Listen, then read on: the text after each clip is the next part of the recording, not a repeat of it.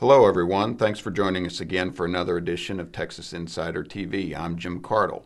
We're pleased today to be able to visit again with State Senator Florence Shapiro from the 8th Senatorial District out of Collin and Denton counties. Senator Shapiro, you're chairman of the Senate Education Committee, but have also been involved in previous sessions with State Finance and the Finance Committee, and that's particularly what we want to visit with you about today.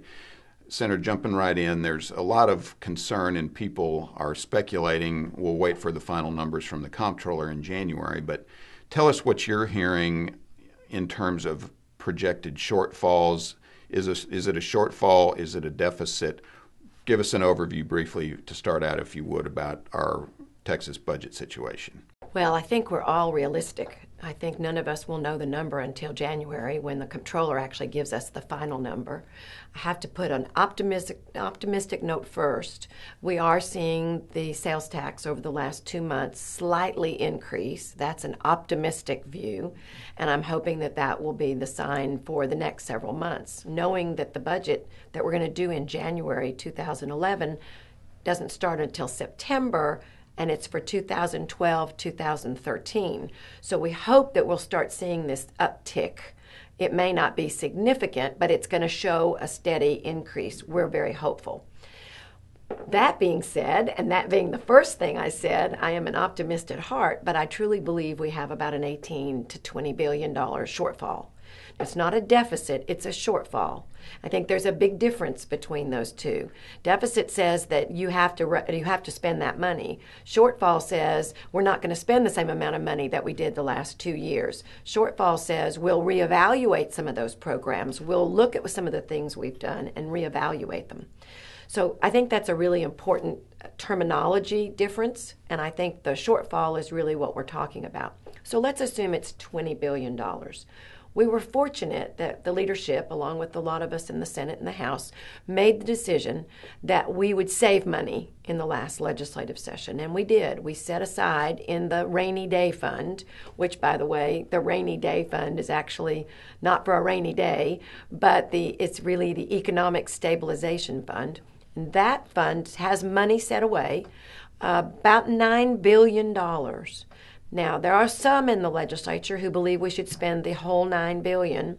This is a time to do that. There are others, like myself, who don't see that, light at the end of the tunnel yet, and we could be in for some serious economic times in the next 2-year cycle, 13-14 as well.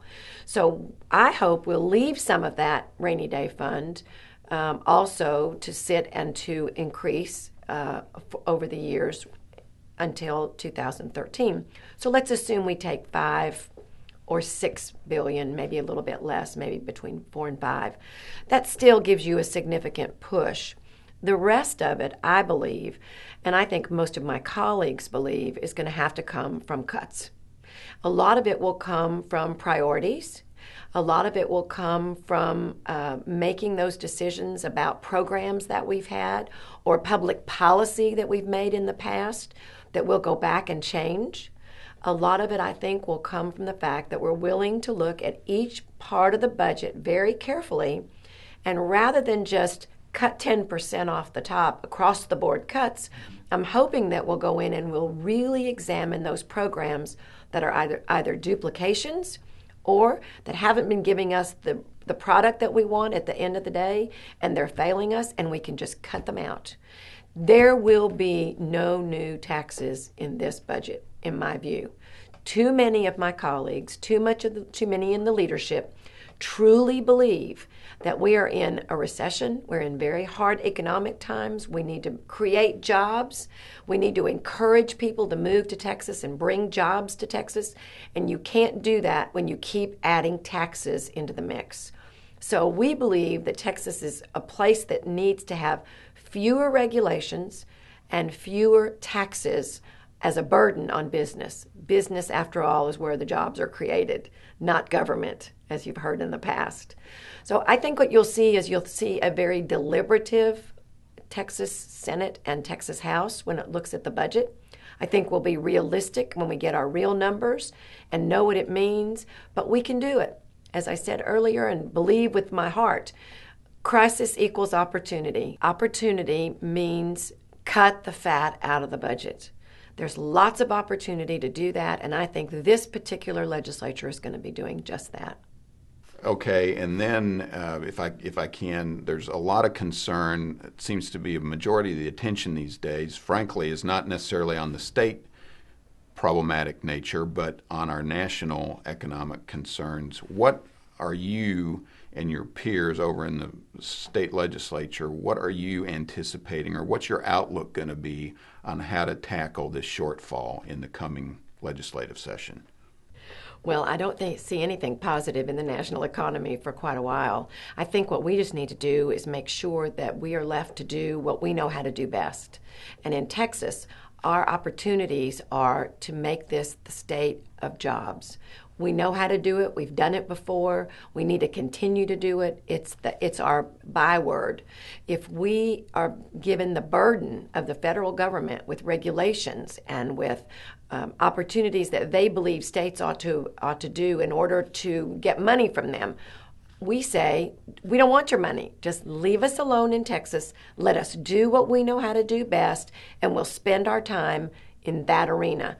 Don't come to Texas and tell us what we need to do for the federal good.